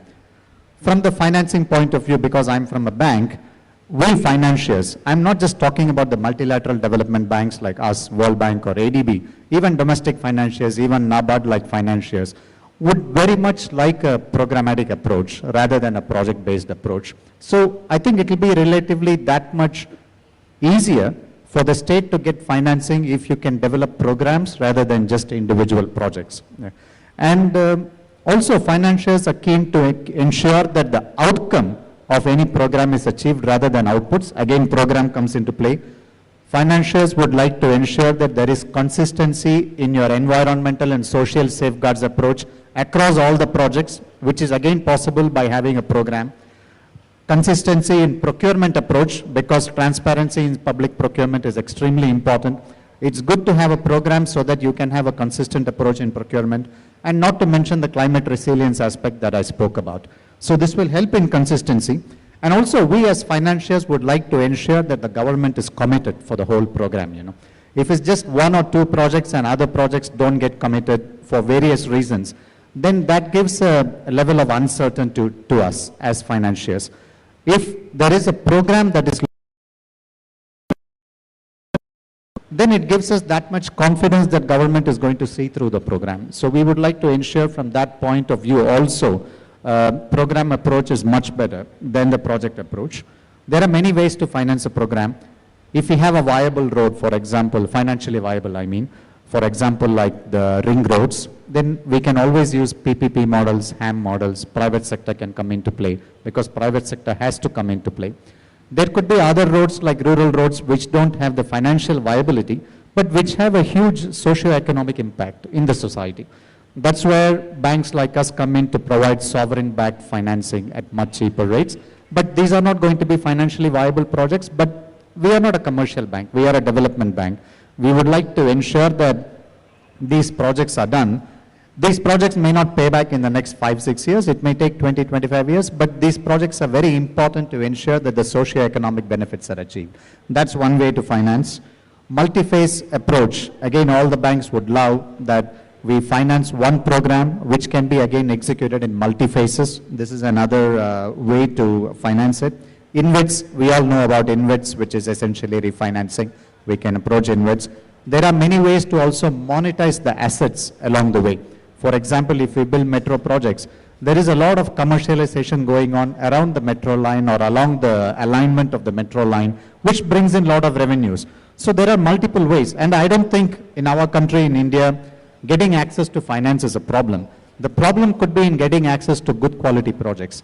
If we can enhance the quality of projects by making it as a program, by giving consistent approach to environmental, social, procurement and climate resilience aspects, then I'm sure we can get good financing deals for the project. To conclude, as a financing agency, we would strongly encourage a programmatic approach, especially in connectivity. And we as a multilateral development bank in which India is the second largest shareholder, India is not just a borrower, you are also the owner. India is also the owner of the bank. We stand ready to help in any way the government of Telangana in its ambitious plans. Thank you.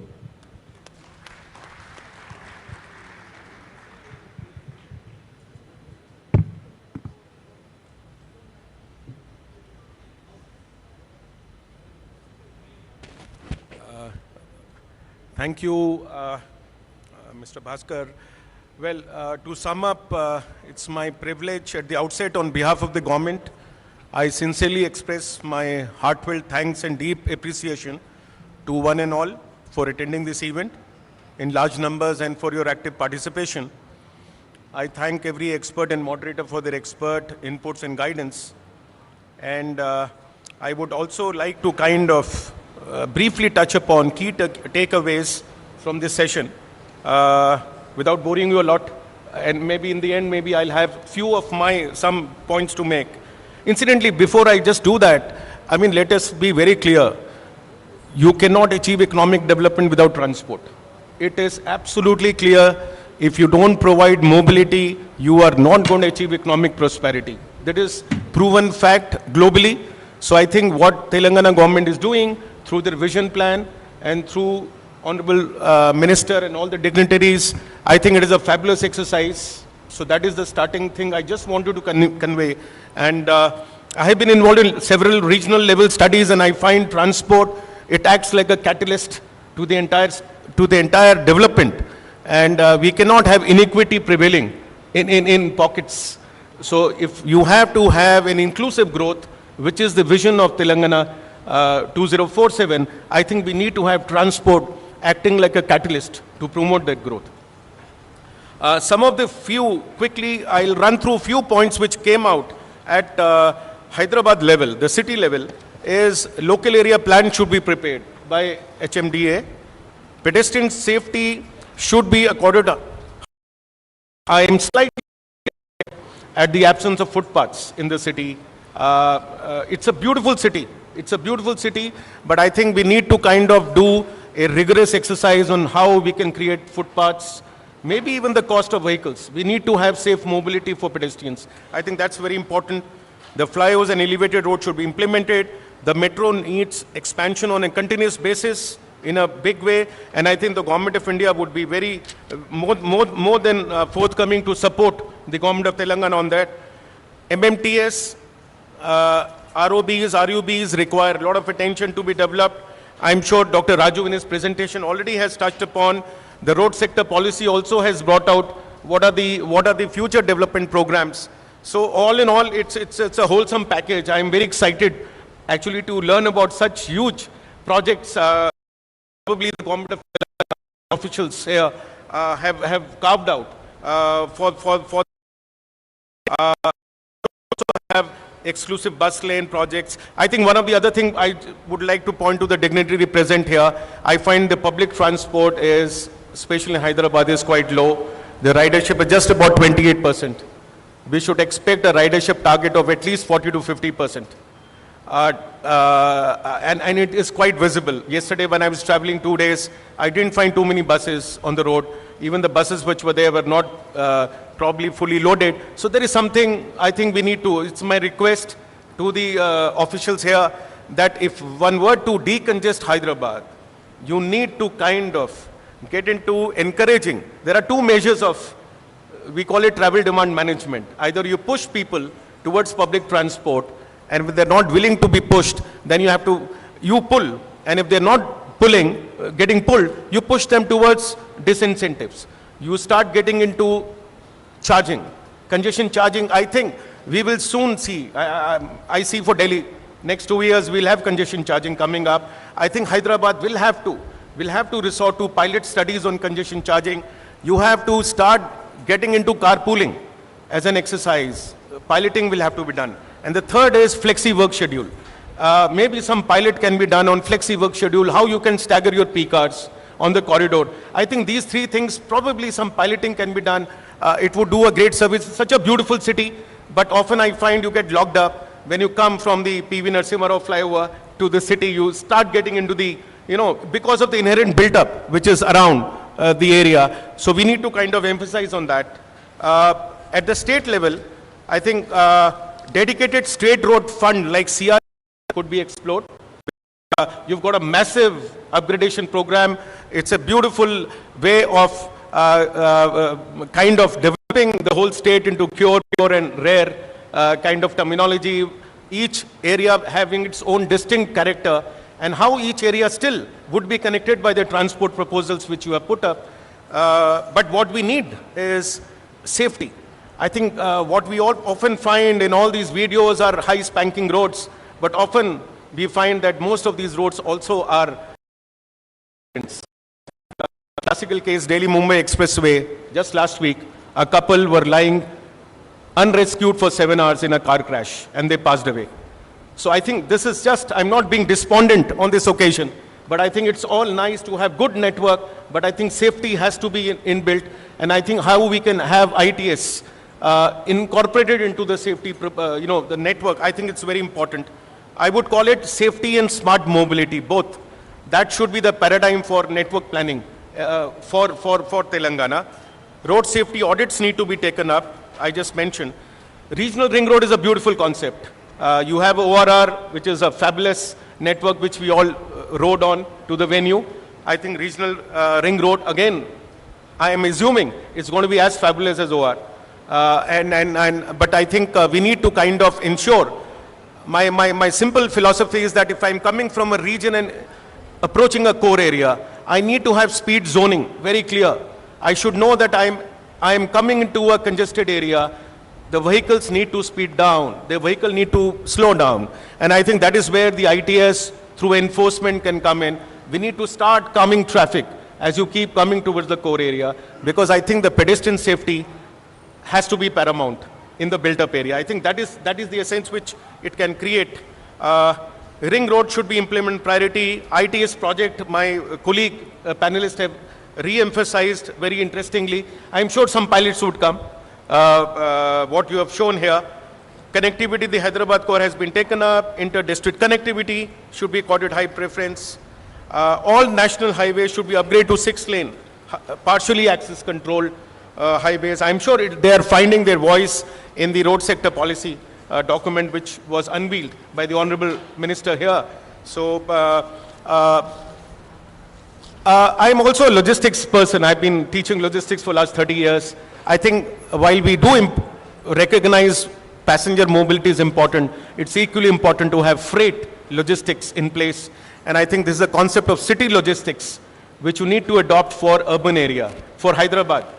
You have fantastic e-commerce demand. We don't plan for e-commerce sector. We don't plan for quick commerce. Same problem is happening in Delhi. So we need to kind of become proactive, start looking into where we need to plan the dark warehouses, where fulfillment centers will come, where micro delivery hubs will come, what kind of management strategies for urban freight will have to come in the cities. I think that probably is an aspect which probably could have been more highlighted. As far as urban mobility, already Dr. Raju has presented. We need to kind of scale it up. Metro expansion plans are on. Public transport, bus-based, will have to be there. And I think long-term BRTs and other proposals in any way are finding their footprint into it. So all in all, I think I am extremely happy and excited to come here. I would once again would like to, because of paucity of time and lunch, I'm just trying to rush up to kind of conclude with the parting comments. I thank you again. It's a beautiful vision document. All the efforts are excellent. And I think now probably is the time to implement those projects. So I'm sure detailing will happen with due diligence. Yeah. Thank you so much. Thank you so much, sir. Hello. Hello, check. Hello. Hello, check. Thank you so much, sir. May I now request Shri Komatreddy Garu, Minister Garu, to present the felicitation mementos to our speakers.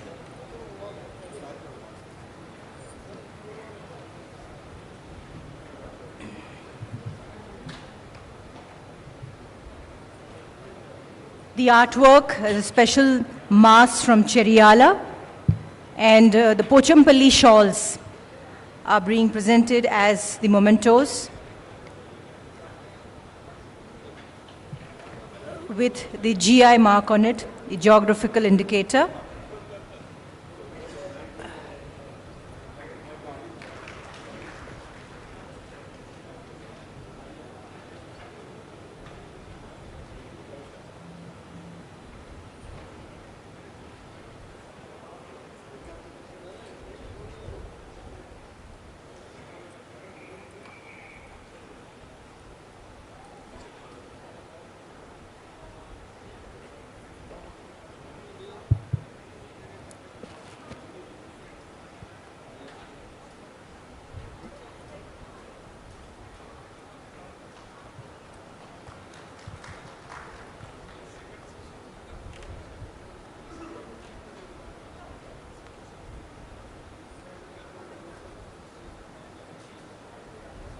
Memento of appreciation from our Minister Shri Reddy Garu to all our speakers for having conducted this wonderful session.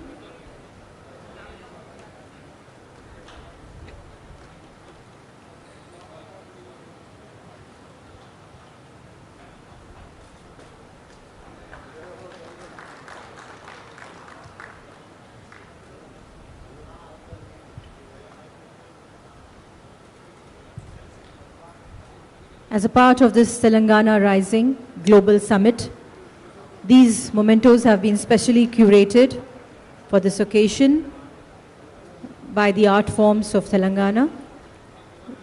The Cheriala face mask, the artwork, along with the very famous Pochampalli shawls.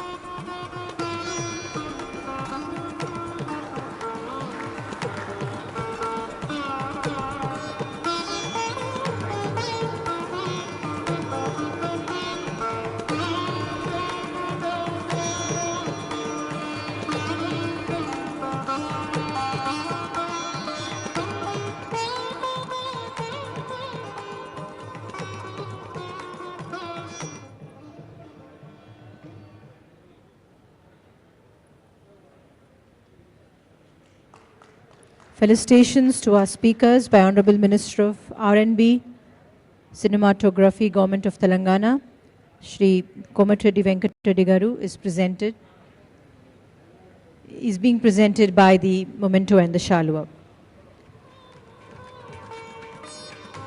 May I now request Mr. J. Mohan Naik, ENC R&B Department, Government of Telangana, to render the vote of thanks.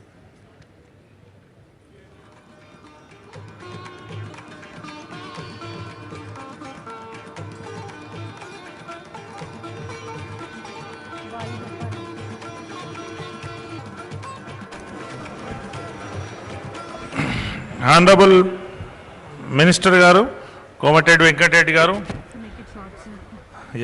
Special Chief Secretary Vikas Raj Garu, Sarfaraz Garu, Metropolitan Commissioner, distinguished speakers, delegates, representative and industry from industries, ladies and gentlemen.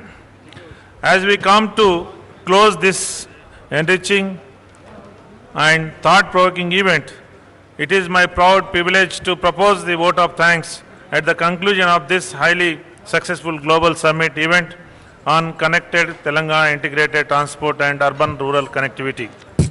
At the outset, on behalf of the Telangana government and R&B department, I extend our deepest and most respectful gratitude to the Honorable Chief Minister Sri Reddy Garu for his exemplary vision in leading the state towards sustained prosperity and long-term well-being of Telangana and its people for decades to come. We are deeply honored by the gracious presence of our Honorable Minister for his valuable presence and clear guidance, direction and inspiration. As you all know, we have several legacy issues and hence we are hard-pressed to deal with issues of major concern. For the first time, with the guidance of Sri Vikas Raj, Special Chief Secretary, under the leadership of Honorable Minister Komatreddy Reddy, the R&B Department has formulated a policy aligned with Honorable Chief Minister's Sri Reddy's vision for planned and systematic road development advancing the Telangana Rising Vision 2047. We are conscious that this is only the beginning. We place on record our deepest gratitude to Sri Vikas Raj, Special Chief Secretary, whose personal presence, close monitoring and hands-on guidance at every stage of the event were instrumental in ensuring its flawless execution and grand success. I express my sincere thanks to Sri Sarfaraj, Metropolitan Commissioner HMDA, for his constant guidance and supervision in making this program success. We are deeply grateful to all our eminent speakers, panelists and session chair for sharing their insightful prospective technical expertise and practical experience. Your contribution have truly elevated the quality of discussion and enriched the learning experience for every participant. I thank all the officers, engineers and staff of R&B department for preparing the road sector policy, for work tirelessly for the last 15 days, day and night, with unwavering commitment and team spirit to ensure the flawless execution and grand success. Our sincere thanks to all the delegates and participants who joined us from various parts of the country and beyond. Your enthusiastic participation, engaging questions and active interaction made this summit truly dynamic and meaningful. I thank consultant Lee Associates, South Asia Private Limited for their timely support in preparing this document and arranging technical supports in making relevant material for the summit. We also thank the media partner, logistics team and all service provided for their valuable support in amplifying the reach and ensuring seamless arrangements. As we conclude, we are confident that the knowledge shared, network built and ideas exchanged over this session will translate into meaningful action and future collaboration. Once again, thank you all for being a part of this Telangana Rising Global Summit. We wish you safe travel, continued learning and great success in all your endeavors. Thank you one and all. Jai Hind, Jai Telangana. Thank you.